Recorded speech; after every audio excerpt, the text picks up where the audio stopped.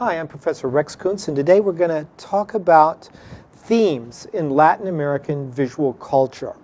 And by that I mean we're not going to do a straight history. We're not going to do a sort of chronological overview of Latin American visual culture, but we're going to hit on some of what I think are the most important historical contexts and the most important theoretical concerns that one should have in mind when approaching a work of Latin American art. And we're going to talk a lot about art too, but I do use the term visual culture consciously and with a reason in mind.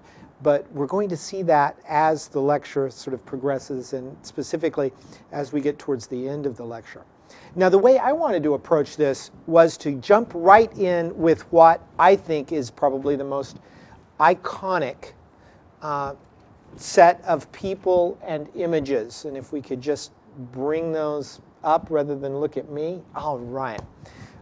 You probably already know these people. I mean, one of the most interesting things about teaching and discussing Latin American art of the last 100 years is it has become so central in a lot of worldwide discussions of art and politics and society. And through the efforts largely of this couple and their worldwide really exploits. That's of course Diego Rivera on the right in the photograph, and Frida Kahlo on the left. And those two individuals, more than anybody else in Latin America, were responsible for bringing Latin American art and visual culture, as we'll talk about, into a much wider consciousness, into a much wider public.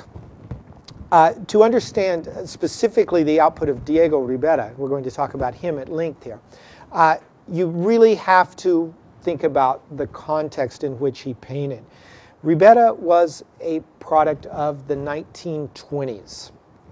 That's where he did his most important work.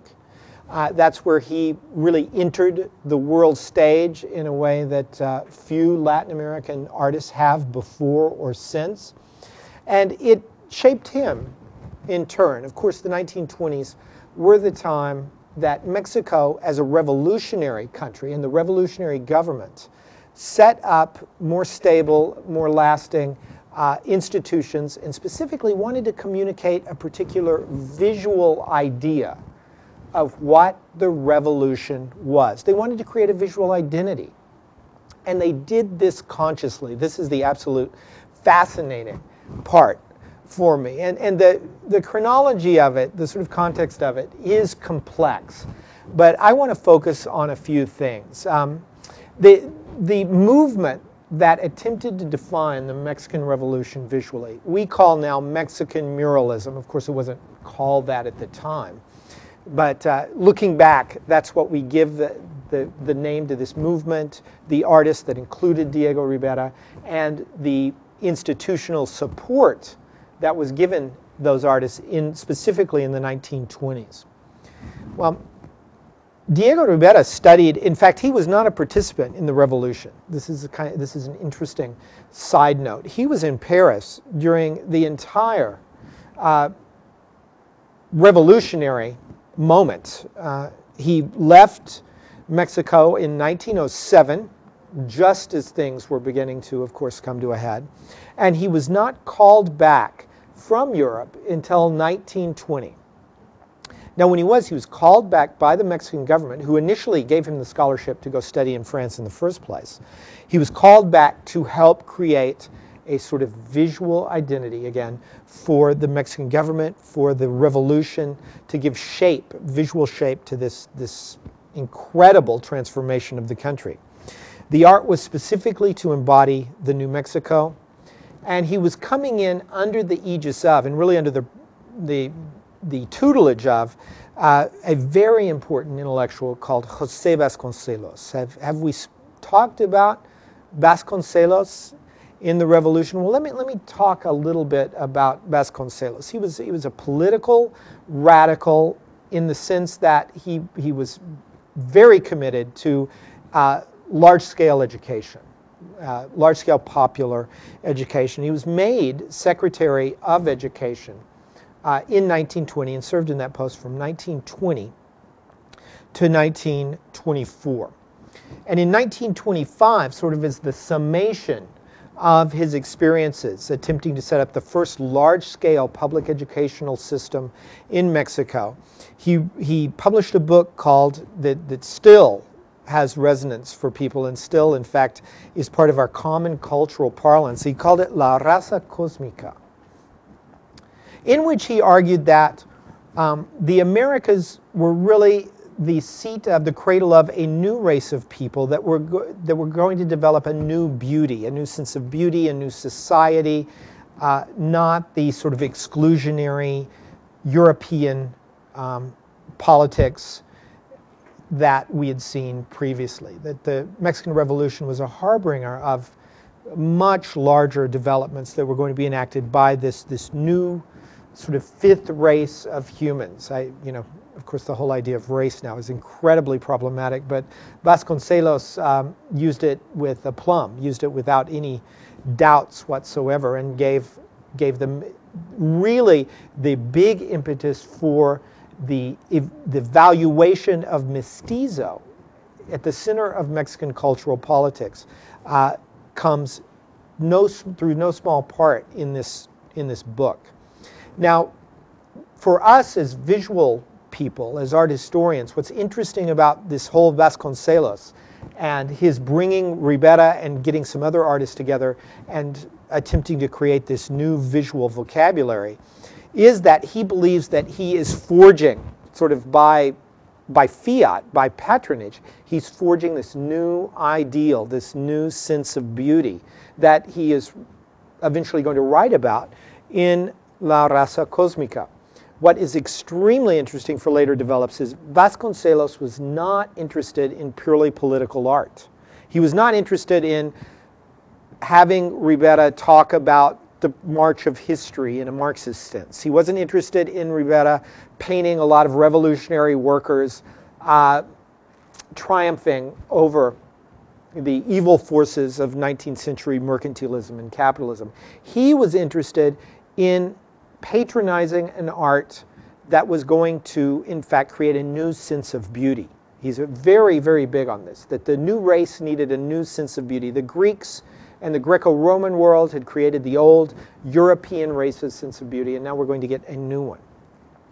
As Rivera came back and more or less showed his cards that he was going to politicize this process, that he was going to talk specifically about political events in his art, this disappointed Vasconcelos to no small extent. So there's already a lot of tension in the early 20s about how to define the visual identity of Mexico and of the Mexican Revolution.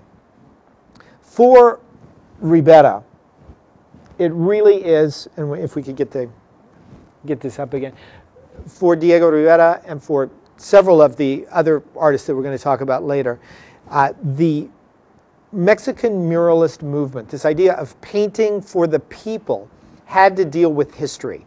It had to, in fact, embody some sense of historical progress and the need for revolution and the outcome of the revolution. In this sense, he was a Marxist, and he proclaimed himself so constantly. Yes? Do you mean Vasconcelos considered himself a Marxist? Or no, thank you. Rivera? No, Rivera. Okay, Vasconcelos was not. I mean, he was obviously interested in theories that talked about oppressed peoples, but he was not a Marxist, a dogmatic Marxist. And in fact, Rivera is actually coming much more out of the salon culture of Europe in the 20s. And he knew André Breton, and he knew a lot of these other people who were committed Marxists and artists. And so he's in some ways, he's importing sort of a foreign way of looking at political history. Certainly in the visual culture, in the salons of the visual artists, he was importing something that hadn't been front and center. Right. This is slightly later work, his murals for the Palacio Nacional, in which he actually maps out the conquest to the revolution as a visual panorama. It really is all about the history. And as you can see in the in the mid-right section, there's a large red bandana that says Huelga, strike. There's a lot of references to workers' movements, to the oppressed paisanos, and to the sorts of remedies then that the revolution is going to propose, and specifically a sort of heroicization of those figures who led to the revolution. It's a very tendentious, very alluring vision of Mexican history. And this, for Rivera as a Marxist artist, this was very important, to map out for the people a vision of history that includes a sort of progressive march to their empowerment, to the rise of the revolutionary government that eventually represents them. In doing this, though, there are a couple of things in play that Rivera was very conscious of. In doing this, he needed to invent a new vocabulary. Mexican art before Rivera was certainly not about speaking to large masses of people. Right? It was just like European art. It was a salon culture with oil on canvas. You went to galleries. They had great museums. Still in Mexico City, there were just fantastic museums. There was a very rich art culture that did not include speaking to large masses of people. There was also a very rich, cheap print culture. You're probably familiar with the prints of Posada, for example, that were distributed widely, but those two didn't meet very much. And what Rivera wanted to do is to bring these two together, to create a monumental art, not just prints, but a monumental art that communicated to large masses of people. And this is exactly what Mexican muralism then did. And it did so by, in fact, embodying some really interesting stylistic conventions that Rivera thought about while he was in Europe. When he was in Europe, the very last year he was in Europe, he knew he was being called back to create this new art. And there was no language for this. It's kind of like you're asked to create a new spoken language for someone, and there's no model for it. There's no culture for it in Mexico. So Rivera took a trip to Italy, and he fell in love with the medieval Christian mural tradition, specifically Giotto, but a lot of other people in medieval Christian art. And he thought, and I think quite rightly, that medieval Christian muralism was in one way very much akin. It was a sister project to what he wanted to do. It was a mural art that spoke to the illiterate. It was an art that spoke to large masses of people, and it was an art that attempted to seduce people into a vision of the truth. All of those things is exactly what he wanted to do. He just had no interest in Christian proselytizing. He had no interest in telling those sorts of sacred stories. His sacred story was the idea, of course, of the march of the proletariat to ever more power, ever more control over their own environment. So those frescoes that we saw, the Palacio Nacional history, really is a secularized, politicized vision of a medieval fresco program. And that's going to be very important later on. And he knew, there are journal entries in which he says this is really what Mexico needs. They need something like great medieval European frescoes. But this dogmatic, perhaps, very politicized, Marxist vision of history, of course, began to rub up against the political realities of the time. And after 1930, when he finished his National Palace murals, he fell out of favor with the political establishment in Mexico. So after 1930, while he was still lionized, he was still an iconic figure in Mexico culturally, he had no political power, he had no in with the government, and therefore he got no commissions. To the amount of commissions Diego Rivera has in the public sphere in Mexico after 1930 is minuscule. It's tiny, which is kind of interesting. People don't often think that actually it's only the first 9 or 10 years of Diego Rivera's productive life in which he's really painting for the people of Mexico. The rest of the time, he's off doing other things. Specifically, and this is the most interesting and sort of tension-filled and, in many ways, cinematic part of our story. He spent the entire early 30s hobnobbing with the great American industrialists. Specifically Henry Ford, whom we all know, right? And John Rockefeller. These were his two great patrons in the early 30s. And that seems almost, well, it seems ridiculous on the face of it, one might think. But actually, Henry Ford was incredibly sympathetic to many of Rivera's stated goals. Ford, remember, is the person who decided that if you paid the workers enough to have them buy your car, you were going to sell a lot more cars, right? And so he actually does and you're seeing just one wall of this on the screen, he actually does an enormous fresco cycle for the Detroit Institute of the Arts, paid for entirely by Henry Ford. And it's still there. It's one of his great accomplishments. If you want to see some of the best Diego Rivera, you actually have to go to Detroit, which is kind of interesting. These Detroit murals did not broadcast his vision of the workers gaining ever more control and ever more power, as much as it simply celebrated Fordist factory practices and the march of technological progress. So it was a little less politicized on the worker versus patron, or versus bourgeois, or versus the people who own the factories. After all, he was being paid by Henry Ford. But it's a great paean. Stylistically, it's probably one of the most coherent, integral things that Rivera did, is this paean to factory workers and the beauty of the factory. And this Ford got into.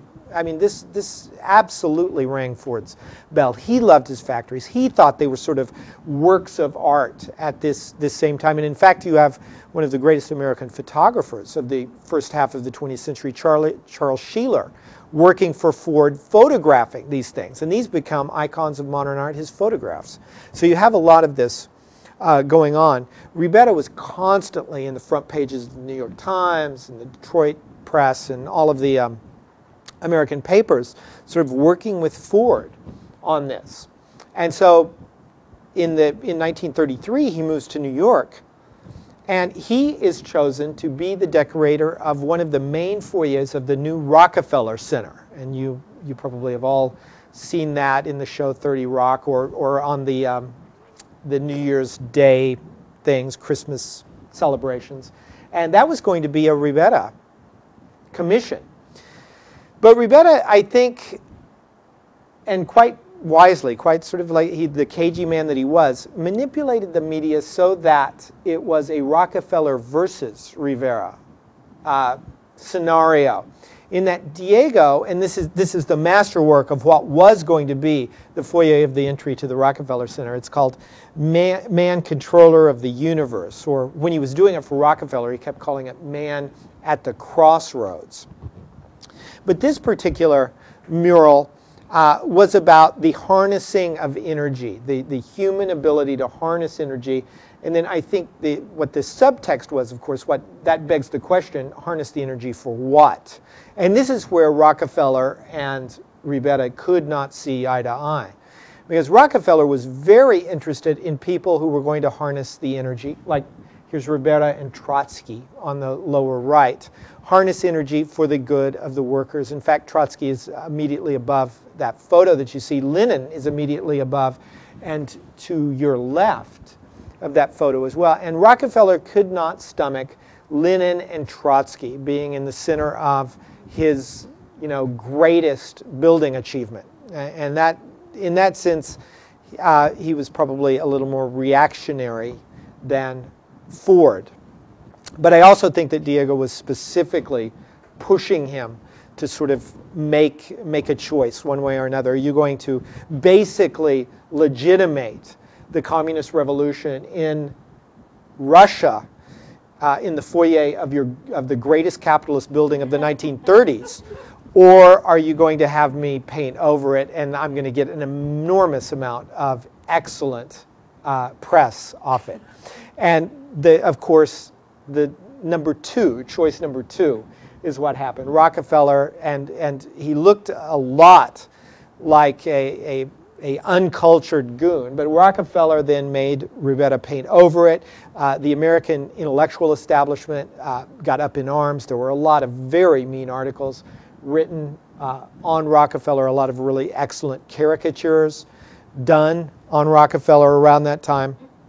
And basically, Rivera went away, but he went away as a total hero to the American arts establishment. It's very important to see the WPA and all of the great American mural art in the context of this particular scenario, because this really sparked an enormous renaissance in American muralism throughout the rest of the 30s. So Rivera and in fact Mexican muralism in general can be seen to be one of the crucial cornerstones, something that engendered that very socially conscious American art of the time, which by the way was also helped by Roosevelt and the New Deal and all, had the same sort of governmental support that Rivera had found 10 years earlier in Mexico, but no longer had, interestingly, enough. One of the great dangers of thinking about Mexican muralism and seeing it specifically through I believe in the 1940s, Bertram Wolfe wrote a sort of hagiography, a biography of Diego Rivera called The Fabulous Life of Diego Rivera. And it was the standard reading material for Diego Rivera studies for, well, much too long. Actually, it was laudatory. I mean, Diego was this hero. He was a womanizer who was yet, had so many sort of creative abilities that you really couldn't blame him for anything that he did. But it's dangerous to sort of see everything through Rivera. I mean, one of the really interesting things to get into is the competition amongst people who wanted to define the Mexican Revolution and the later revolutionary government visually, because you not only have Rivera on our left here, but you have who I think is a very important painter, Jose Clemente Orozco. On your right, this is Christ destroying his cross. You can see that. From 1943, who took a much more somber, much more expressionistic view of the revolution. Orozco was very interested in the actual suffering, degradation, and chaos created by the revolution and how heroic it was to work oneself out of that. Orozco had beside Orozco, Rivera looks incredibly clean, very sort of modernist, and very everything sort of pointed to a great goal that we're about to obtain. Whereas Orozco was really in some ways, a very old Mexican visual trope, and that is the trope of suffering. The idea of suffering as a center, a focal point of artistic expression. And Orozco actually creates a whole body of work in the 20s and 30s and 40s that documents not the heroic outcome of the revolution, but the suffering and chaos engendered by the revolution and what that really meant. That in fact Mexico was in many ways a country born of suffering, and his absolute masterpiece, the Hospicio Cabañas in Guadalajara, is painted in the late 30s, is an amazing investigation of suffering, pain, oppression as Mexican history. Not in Mexican history, but as Mexican history. And that's where you get the sort of iconic man in flames, the Hombre en Llamas, that is in fact the cupola mural of that. If you haven't seen that, there's no, sadly, there's no copyright-free image of that, so we can't show that. I'd be going against the law. But if you haven't seen the Hospicio Cabañas program, and specifically the Man in Flames, the great dome mural of that, please go check it out after this class, because it's a completely different vision of the revolution. And to sort of prove my point, I'm going to go back to the first image that we saw of Mexican muralism that you see again on your screen. This is Riveras El Arsenal. You can see the title, from 1928. That was actually painted in the Ministry of Public Education, in the ministry that Vasconcelos set up, and is still the greatest example of muralism. And you can see that there's a lot. First of all, it's very heroic. Everyone's standing, waving flags, holding guns. These are people in motion, dynamic, ready to go fight the good fight, and fight the good fight for the best of reasons. That is the freeing the oppressed working class. You can even see a hammer and sickle flag in the background. Of course, on your right, you see dressed in the red sort of communist garb shirt. Who is that? I mean, I think that, can anybody recognize who he is painting? This is not a generalized. Frida, exactly, yeah. It's so obvious that one almost doesn't want to say it. But yeah, of course, it's Frida Kahlo. In fact, there's a really famous Italian photographer there. Tina Modotti is also in that particular image. The point is, he is not only is he heroicizing the revolution, but he's actually lionizing, canonizing figures that are right there in the cultural scene and associating them directly with revolutionary movements and leftist politics, etc. by 1928. So he's really creating a contemporary mythology, if one can call it that, of the revolution. But that's exactly what he was called on to do. That's exactly his charge, is to create a contemporary visual mythology for the revolution. Orozco never achieved the sort of status that Rivera had because he did not create that sort of visual mythology. Or in some ways, he did create a visual mythology, but not one that one wanted to jump up and down and go rah-rah about. But it was a much deeper sort of emotional and almost physical exploration of what the revolution was to the people who lived through it. So let's go back just one more time to this comparison, and you can see again the sort of clean, heroic lines of the Rivera on our left, and the expressionistic, much more broadly painted, and by that I mean you can see the touch of the artist in the work, and that always brings in an emotional content that one doesn't have with the cleanly painted, sort of almost overly intellectualized, or certainly intellectualized Rivera work. And that distinction was very important for those artists. They really viewed themselves as completely different representatives, completely different interpreters of the Mexican experience.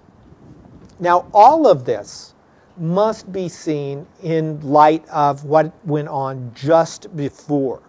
I mean, one of the most interesting things, and there was a great show a couple of years ago, is that if you want to look at early Rivera, you're going to look at something like what is there on the left. And this is actually an early attempt at capturing visually the Mexican Revolution. This is called Zapatista Landscape, obviously, from 1915, on your left.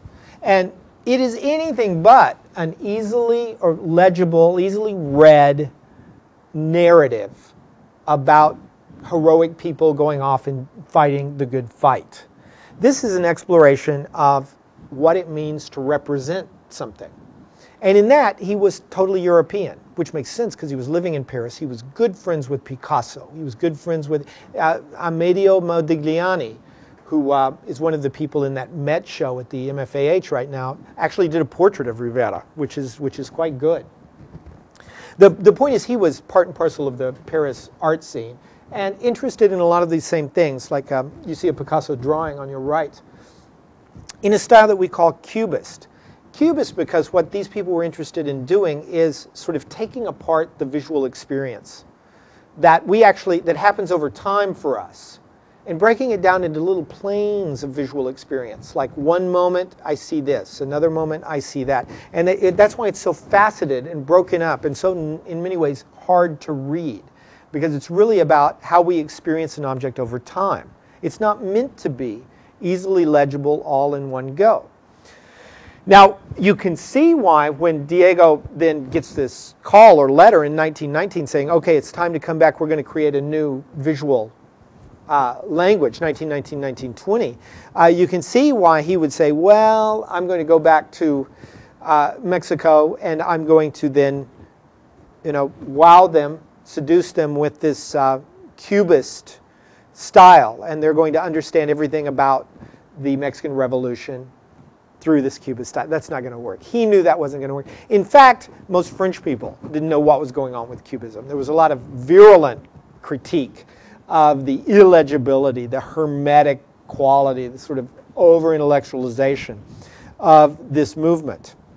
So that's where Rivera was, really, in the teens. He was in Paris exploring modes of representation, exploring what it meant to represent with his good friends, some of the most avant-garde, some of the most advanced artists in the world. And you can even go back further. And in fact, this is something that he did on your right as he arrived in Paris, which is really sort of saccharine sweet turn of the century, turn of the 1900 art, very representational, but very much about portraiture and elegance and this sort of thing. So Rivera cannot be said to have come out of, say, a sort of teenage experience with this idea of muralism fully formed. In fact, it was a long road for him. It literally took him 13 years of intensive sort of searching to then be asked, be sort of given this opportunity to come up with the idea and the style of muralism. Now, one of the great misconceptions, and perhaps I'm off on this, perhaps I'm misjudging people, but one of the things that a lot of people I talk to about muralism tell me is, oh, well, he was going back to pre-Columbian practices. He's going back to Teotihuacan or other pre-Columbian societies, and it's very clear once one really puts these things side by side that Rivera had little or no interest in pre-Columbian style for his own practice. He was a great collector of pre-Columbian art, but there's a Teotihuacan mural on your left, Rivera mural on your right, and there's simply no stylistic concordance whatsoever. I mean, they're just completely different styles. For that matter, there were several different styles working in pre-Columbian, several different major stylistic categories working in pre-Columbian art, none of which look anything like a Diego Rivera mural. Right? So what he was interested in is the fact that people painted on walls in pre-Columbian cultures, and they did that to announce things to the people. Now that interested him to no small extent. What he was not interested in is taking pre-Columbian style and then using it to create a new Mexican style. Again, what he did really was to take Giotto and some of the great Christian medieval muralists from Europe and sort of ratchet their style to his liking and develop a sort of mature muralism. Yes? I'm by no means an art scholar, so can you explain how this medieval Christian art fit into his, I guess, communism and political activism? And was he an atheist? Yeah, well, he said he was. Uh-huh. So yes, okay. I assume he was. That's a great question. Now, so how does this, and on the face of it, it seems ridiculous. I mean, what is this guy? Marxism in the early 20th century was a very anti-religious thing. They took Marx's quote, "Religion is the opiate of the people," and they really attempted to apply it. And the revolution itself was extremely hard on priests and the sort of wealth that the church had accumulated and all of that. We know all that. So he was going with a particular flow there.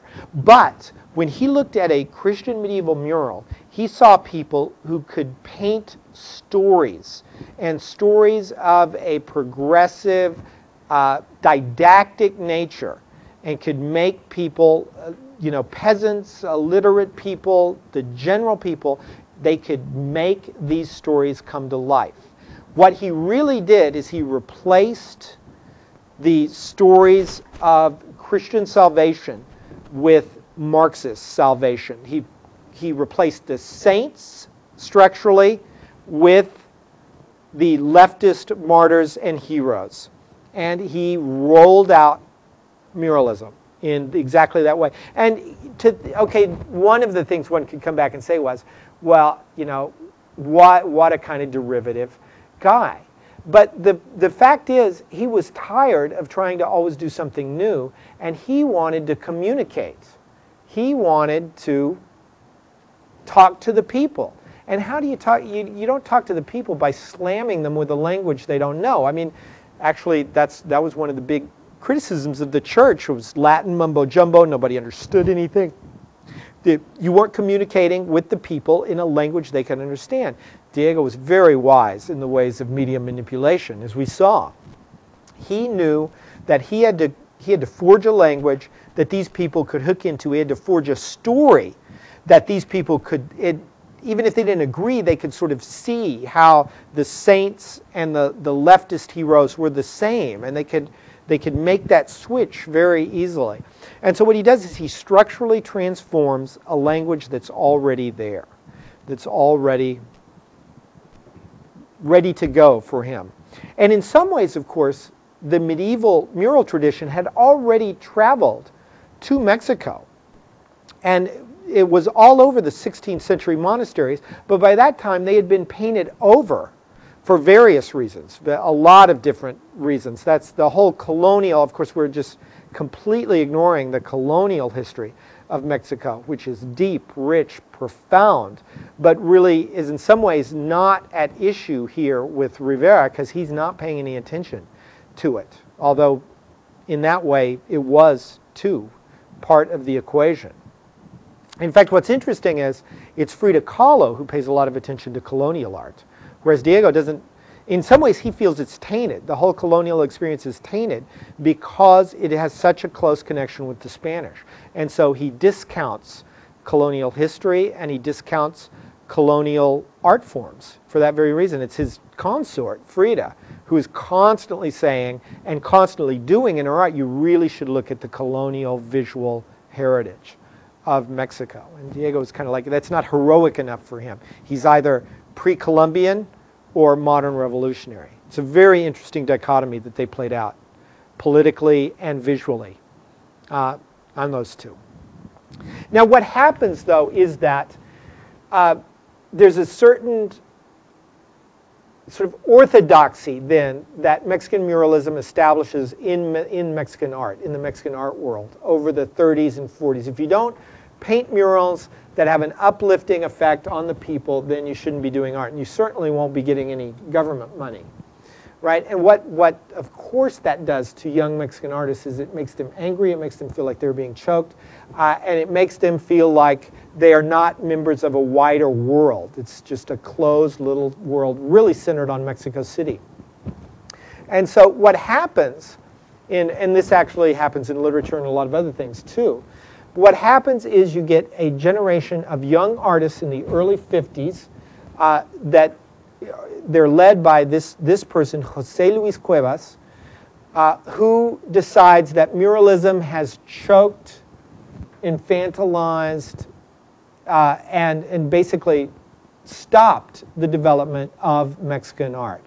And this is this great moment, 1953 specifically. People can point to a particular newspaper editorial article that this José Luis Cuevas wrote when he was 19 years old, called La Cortina del Nopal, which he called it the nopal curtain, the cactus curtain, where all cultural and visual things seem to stop at the US-Mexico border because we've got this one idea of what art is. And God forbid that we should do anything else.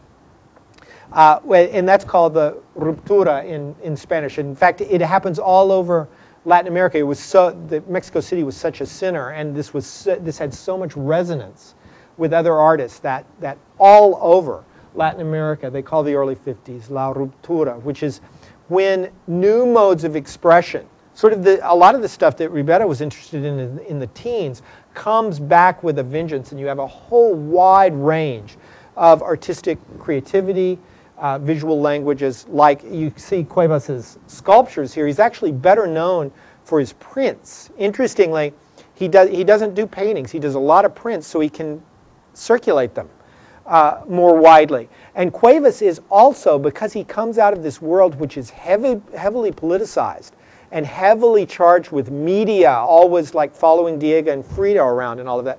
Jose Luis Cuevas is one of the first people who really then also decides, I have to manipulate the media, and he becomes this newspaper darling, and they get him to write editorials. He also writes beautifully, and he's incredibly smart. He writes editorials for every paper. He ends up, coming up with whole lines of products that have Jose Luis Cuevas, and this is well before Andy Warhol and what happens in the 60s in the United States. Cuevas is actually well before him, a sort of pop culture icon, media person, and the proof of this is now there is an entire museum in central Mexico City dedicated to the work of Jose Luis Cuevas, in which not only do you see all his prints and all his stuff, but you can buy toilet paper by Jose Luis Cuevas, you can buy ashtrays, condoms. He's got lines of everything, I mean large amounts of stuff that is Jose Luis Cuevas. And this is, a lot of people say to me, and Andy Warhol was very important as a pop culture, of course, icon in the United States in the 1960s and later, and without belaboring the comparison, actually, Jose Luis Cuevas did a lot of that much earlier. And I think it's because the art community in Mexico and in Latin America is so much more politicized and so much more media savvy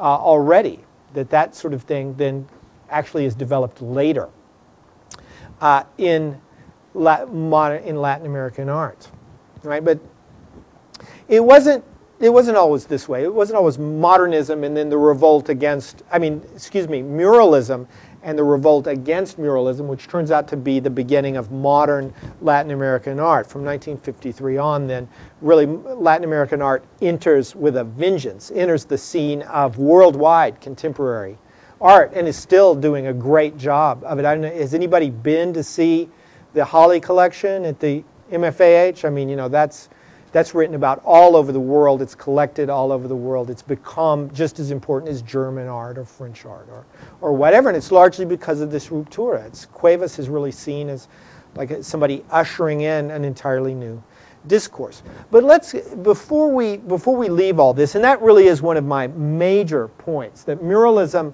has this incredible explosive effect in the 20s and ends up really shaking the foundations of American art in the 30s, but then becomes the monolithic thing that has to be broken for contemporary Latin American visual culture to sort of come into being. And so if you want the sort of sketch history, that's what happens. But I think it's really interesting to go back to the very beginning of the whole development of modern Latin American art, and that really is 1785, if we could get that little screen up here, right. 1785, and that's the founding of the first art academy in the Americas, period.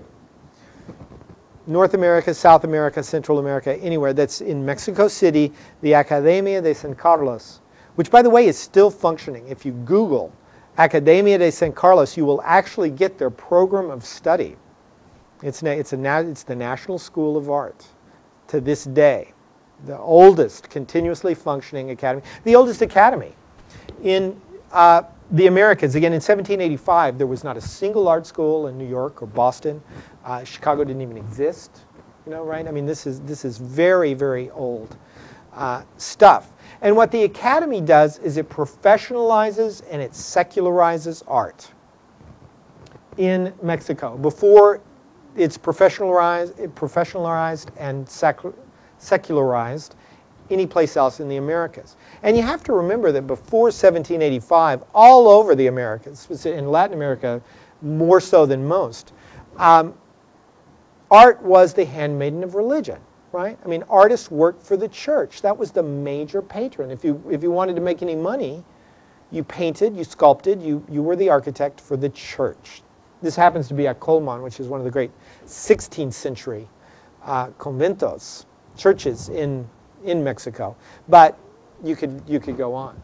Now, what the academia does is it introduces what we would think of as sort of capital, Washington, D.C. kind of architecture, right? But this is before D.C. is built, right? It introduces neoclassical styles. It introduces the idea that art can express these great ideals of the state, that it can hook us back to the Greco-Roman democratic, scientific ideals, etc. And it brings with it a very, very naturalistic, studied style that you see up here that has to do with grand history painting and grand heroic portraits of political figures. This, in fact, is a very important painting by a very important academic painter, Jose Maria Obregón. He's working in the later 19th century, but you could find examples like this all the way through of Latin American painters painting in this sort of pompous, big, academic history style, but using it to investigate the specific history of Latin America. Because after all, this is the era of independence. Right after the academy is set up in 1785, you start having the wars for independence, 4 decades later. 3 decades later. And so you get almost immediately Latin American artists interrogating their own history. But they're doing it through this academic style, through the same style that the French interrogate their history. This is the same style that the United States is going to use with Washington crossing the Delaware, right, to sort of get their own visual mojo going. This is throughout Euro-American culture. You get what's called the academic style defining these new countries, these new histories. And so in that sense, Rivera's Palacio Nacional murals are just the latest step, much more popular, much more politically engaged on a very particular way, particular path. It's just one more step in that process that began really with the founding of the Academia de San Carlos. Now, everything that we've been talking about thus far has been about art, right, with the capital A, like stuff you see in museums, stuff you see in galleries, or stuff that you see on the walls of major public monuments. In the best case, in the most sort of leftist radical case, it's the monuments. But a lot of this stuff we're talking about could be bought and sold and hung in private houses. What about this? Is this art? I mean, it certainly takes quite a bit of artistry, does it not? Indigenous weaving. It certainly takes a lot of skill, but it's not something that, until very recently, would never have shown up in any Latin American or North American museum.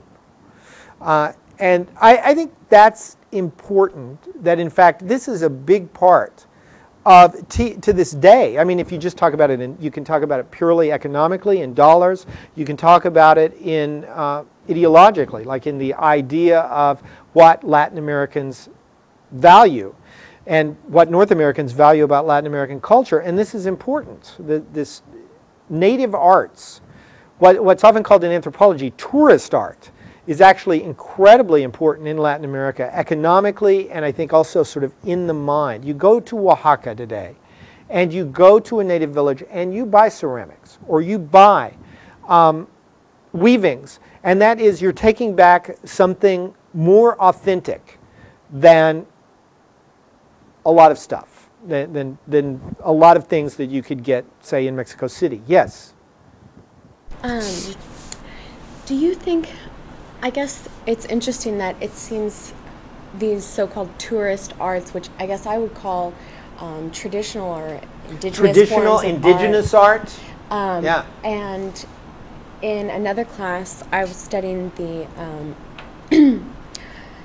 the discussion between primitivism and modernism. Yes.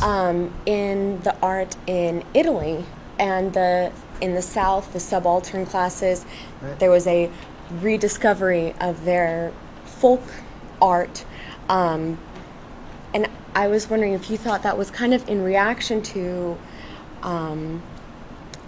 a growing globalization, like this reflection on the South as on southern Italy as very primitive, was in reaction to the rapid industrialization and concentration of wealth and factories in the north.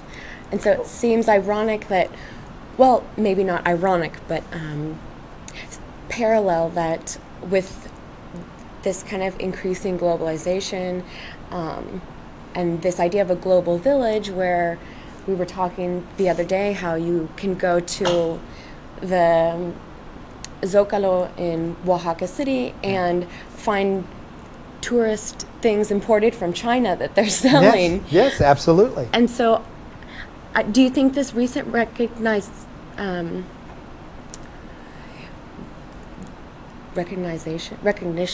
of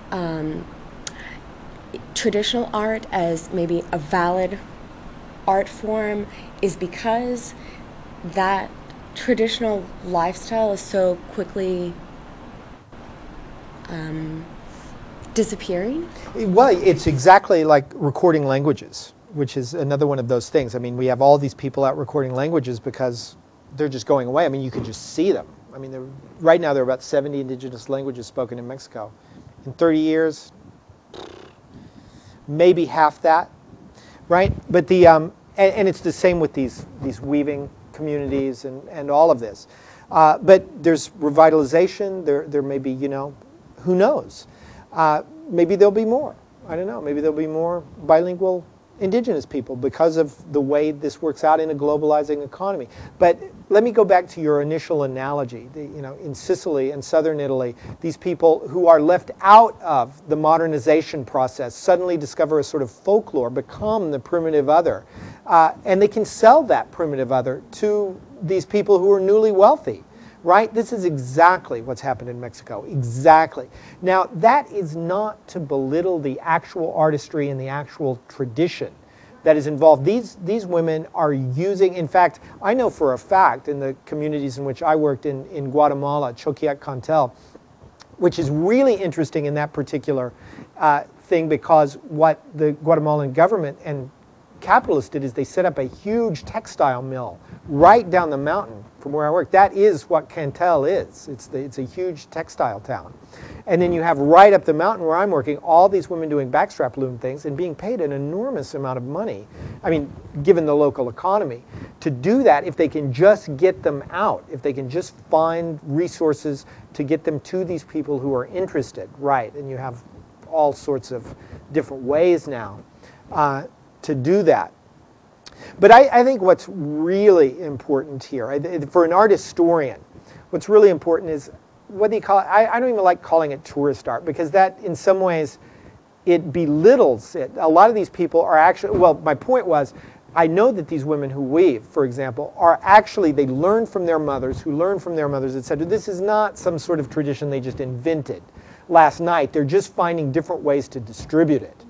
Right, so in tourist art has to me a little bit of this idea that, well, if you just scratch the surface, you're going to find, you know, Taiwanese goods, right? And that's true too. I mean, you go to Teotihuacan, to the archaeological side of Teotihuacan, and they're selling this crap just all over the place, you know, and it's just really obvious that people are gullible, and that why would you ever buy this stuff? It has nothing to do with anything except the guys running around selling it, right? Well, and we also, in my Mexican immigration to the U.S. class, we were talking about how, I guess, Asia emerging as well, and India and various places in Eastern Europe are emerging as competing powers, competing with Mexico and Latin America as producers, as mass producers, and that, I guess that, you know, of cheap goods. And so it is cheaper for, in some cases, for Mexicans to import, you know, goods that are made in China, because they can't, you know, with all the industrialization and the displacement of people who used to rely on traditional livelihoods to moving to, you know, border towns, working in factories. It's just interesting. No, yeah, I think that's a huge pressure on the maquila system, right? And that's what's so interesting about, okay, let's use it, tourist art. say, because those communities who have created relationships with people who actually sort of see them do it, like the lady, you see the backstrap loom, you even have groups coming down from like Greenpeace or whatever and learning these things. If they get them involved in the actual process and in the humanity of the artists, then you have them hooked. I mean, there are certain villages in Oaxaca where it's got to come from that village in Oaxaca, and those people really have to do it. It can't look like it came from there. It can't be a Chinese knockoff of that. You have these sorts of direct relationships. When that happens, then indigenous villages usually do very well with so-called folk art. But I actually have a larger point, and because in the interest of time, I sort of want to, this is a great topic, but I have to make this point, and that is, if you just throw out the term art altogether, then all of this can kind of be mashed up into one big communicative sphere.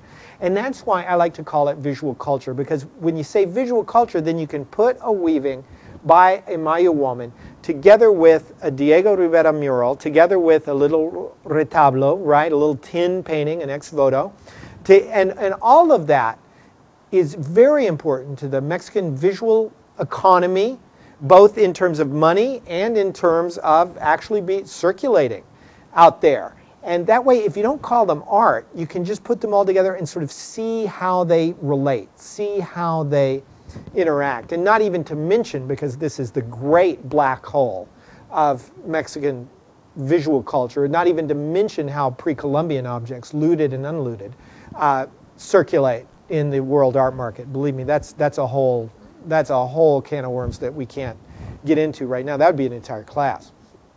So that's why I introduced this class with this idea of visual culture. Why even call it art? Because actually for the people of Mexico, this is all one big world now. And I just want one last sort of historical point that I think is really important. You know that how we sort of established that Mexican muralism was in many ways a conscious invention, if you will, of the Mexican government and a few artists sort of getting together and deciding we need a visual face. Well, believe it or not, and this needs to be talked about a lot more, actually indigenous art marketed to the larger world is also a direct historic. There's a moment where one of the great archaeologists, Alfonso Caso, who was at the time the director of INI, the Instituto Nacional Indigenista, decides that a way these people could make money, this is in the 30s, is market these wonderful, already, the traditions are already there on the ground, but they could find other markets for them, and this would be a great help. It would be the entry into the cash economy for these people. And they just decided to do it. And until very recently, there was a whole system of stores run by INI that would introduce people to indigenous art. There was one on Avenida Hidalgo in Mexico City that was great. I missed that place. I loved that place. That was like a boutique. It was beautifully done, boutique of all of these incredible craft traditions, tourist art, indigenous art, whatever you want to call it. It was like a storehouse of that place, and then you could read the label and get on a bus and go to that place, right? And that's how a lot of people did it. So I am all for visual culture as our moniker because it allows us to think of all these things as a relational whole. Now I promised to talk about themes, and I think that we can define some major themes. We might not have drawn the context in as detailed a manner as we would have wished. But certainly, I mean, one of the themes are we modern? This is where native arts and muralism and the ruptura sort of come to a head. It's like Latin American artists are always asking, or did until recently ask, are we modern? Are we part of the greater globalized Euro-American intelligentsia? I think that's less of a question now, but if you look at it historically, it was a huge question. Or are we something else? Are we special in some way? Yes. Can I ask you a quick question regarding Sure. that? I know there's been some debate about modern Latin American art. I read an article in which some historians debate it starts sort of in the period where North Americans define what modernism is. Right. With Manet and so forth. Right.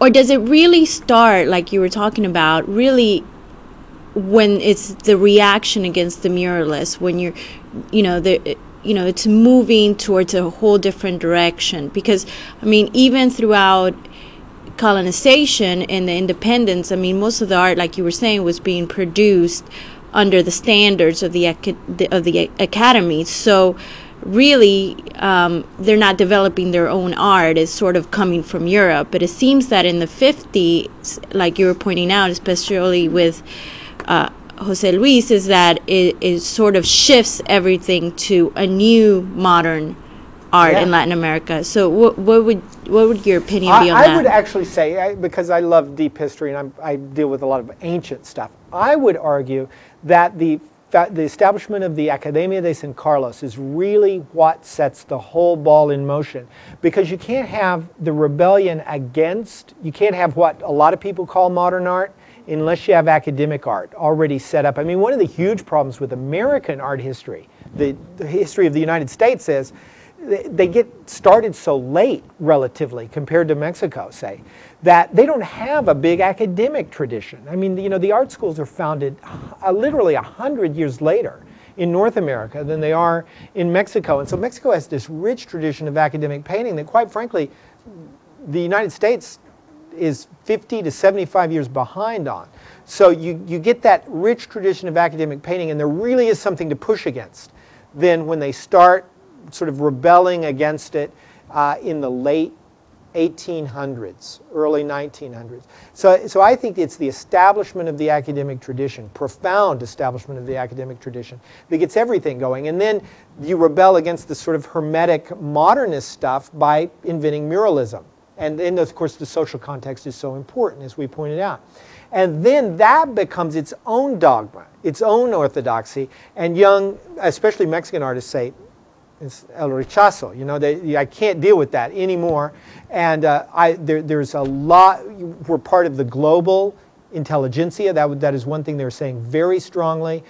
We have just as much a right to manipulate the forms and values of art as any of our worldwide colleagues. And that's what the Ruptura was really about. It was really about stating that, about we're global. Because they're global in the 50s. And they've never stopped being global. That's it. They've engaged themselves, established themselves as major players in the contemporary art scene. But I wouldn't call that the beginning of modernism. I think it's that break with the church that really starts everything going. But again, it's like any historical period. It really depends on the viewer, right? What you want out of that definition. Wouldn't it be nice if we all woke up and said, oh, it's January 1st, 1980. Oh, it must be postmodernism. Right. But we just don't do that. Right. Okay, if we are modern, is there a specifically Latin American modernity? That's a much more important question now. And I think much more interesting question for a lot of people. Are there things about our history, are there things about our current situation that make Latin American modernity different from French and German? I mean, once you've sort of established yourself on the world stage, then it really becomes, what do we want to do with modernity? What do we want to, how do we want that to? Yes? Can I just break in with a question? Because you've really been problematizing what is art. Right.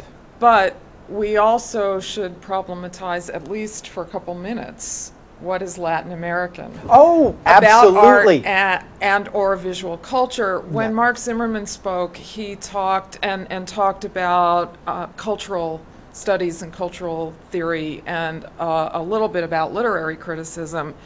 He started by talking about those areas of inquiry as a kind of meta-thinking. In other words, asking how do we think about Latin America and not taking it for granted that we understand what it is. So I just raised that as, I think, an important, something important to think about on a variety of levels. What is Latin American art or visual culture? What is Mexican? Can Mexicans stand for stand for Latin American? There are a lot of questions embedded, I think, about identity in what you've been talking about. Absolutely, and of course, in any context like this, I have simplified to the extreme. And I think the greatest thing to think about here is that and I will fully admit, I guess one should admit one's bias, I'm much more engaged in the visual politics of Mexico than I am in any other place. But actually, if you're reading right now in contemporary theory, people write just as much and write just as interesting things about the contemporary art of Brazil, specifically. Argentina has always been a major player also. And there are all sorts of other different issues involved in what are clearly secondary art markets and art players. But Brazil and Argentina are just as important right now as Mexico, and in no way can be seen as equivalent for various reasons. I mean, Argentina has a completely different set of connections to Europe, is not at all as interested in this whole US thing. Brazil speaks another language, it views itself completely differently in relation to the entire world. I mean, and has a different art thing. I mean, just to take a for instance, a very small for instance, there's a huge Japanese population, or Sino-Brazil, I don't know how to say it, but the Brazilian Japanese in Sao Paulo, who happen to sort of specialize in making great contemporary art. I mean, there's just a huge art community in Sao Paulo who all have Japanese last names. And this is a whole school of art that, of course, has nothing to do with Mexico or Argentina or anything, but is incredibly important in Brazil. And I mean, I'm talking about economy. I saw a major retrospective of these guys in Rio de Janeiro. And it just blew me away. I mean, this is some of the greatest abstract art of the last half of the 20th century.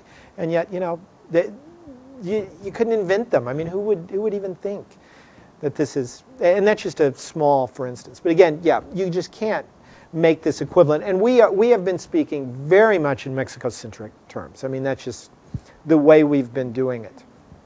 And what makes it really difficult too is I actually studied under the first person to try to put together a textbook on 20th century Latin American art, and it's just painful to read it in the sense that, she knew so much about all of this stuff, and yet trying to find that one defining narrative, that thread that we want to have in a textbook or a sort of story like that. I mean, in the end, there is none. It's too varied. The variations are, in some ways, what's really interesting. Yes? Do you think that it might be so hard to find, I guess, a uniting theme or a common expression for all Latin American art? Because I guess it seems to me that the art that comes out of Latin America in general, and just with a few examples that you've given, is very politicized art, like you said. And so because each country has struggled with different revolutions and different government problems and just different cases of political manifested itself differently in different countries. Yeah, absolutely. I think that one shouldn't reduce it to those differences in this sense. Again, a very simple example. Brazilians, if you look at the manifestos of art, if you look at the way they talk about their art, they talk about it in a very different way than do the Mexicans. They don't feel the same sorts of political tugs and pulls. They have different political pulls and tugs. They are much more insistent, for example, on the way Africa and the Americas has come together. I mean, just as a matter of cultural history.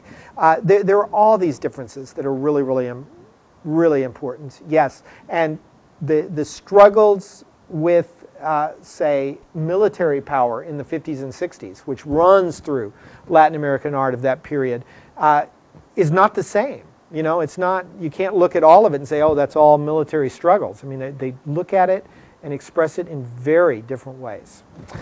So, okay, so if yes, is there a specifically Latin American modernity? I think that given our discussion, one would probably have to say no, unless you're talking about the most gross, the most sort of rough estimates. And there are those, though. I mean, people did go through a lot of military junta dictatorship and the reaction to it. For example, people did go through, almost everyone went through a muralist phase. Almost every Latin American country went through a muralist phase in the late 20s and early 30s. But of course, how they how they then reacted to that, how they reacted to sort of the fall, if you will, of muralism, completely different in the different areas, that sort of thing. So if no, where are our visual roots? You know, what is indigenous, for example? I mean, Argentina simply doesn't care much about what is indigenous because that's not a major part of their history. Mexico is obsessed with this idea, right? So you get very different answers even to that. And finally, what I would like to do is, because I don't want to go away without giving you some sort of hat rack that you can hang all that stuff onto, is that I want to just, I think, give you the key dates here. And again, we sort of discussed this already. I would say the establishment of the academy and the separation of art and church was extremely important. And then one has to see then the rise of muralism is a very, although we've sort of talked against it to some extent in this class, it's crucial, it's key, and there's no, I mean, it would be silly to deny that. But the splintering of muralism was also very, very important. That eventually leads to then this full-blown rupture with the ideals, the style, the entire world, artistic world that muralism had constructed. And all of this is happening in a backdrop that where you have an enormous amount of other things going on in visual culture. And I mean, today we'd also have to do in the enormous media machines that are housed in Sao Paulo, Caracas, and specifically Mexico City.